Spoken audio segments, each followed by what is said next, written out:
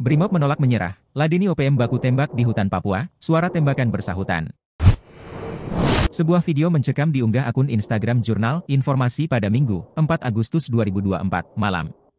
Berdasarkan narasi pengunggah video, aparat kepolisian yang ada di video tersebut merupakan anggota Brimob dari Batalion D Pelopor Merauke. Mereka sedang menggelar patroli di kawasan hutan wilayah Kabupaten Papua Pegunungan, Papua.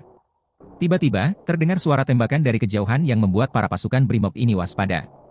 Ada yang bersembunyi di semak-semak, ada pula yang berjalan merayap. Bukannya kabur, para pasukan pemberani ini justru merengsek melangkah mendekat sumber suara sembari membalas tembakan.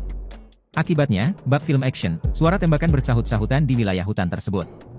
Kuat dugaan, penembak pertama datang dari anggota OPM. Sebab, lokasi para anggota Brimob patroli merupakan kawasan yang terendus dijadikan markas oleh organisasi separatis tersebut. Naik, naik, naik, naik.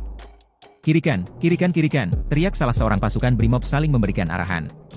Saat kejadian ini terjadi, patroli tersebut diketahui dipimpin oleh Danton Brimob Ongen Ternate BM Sulteng.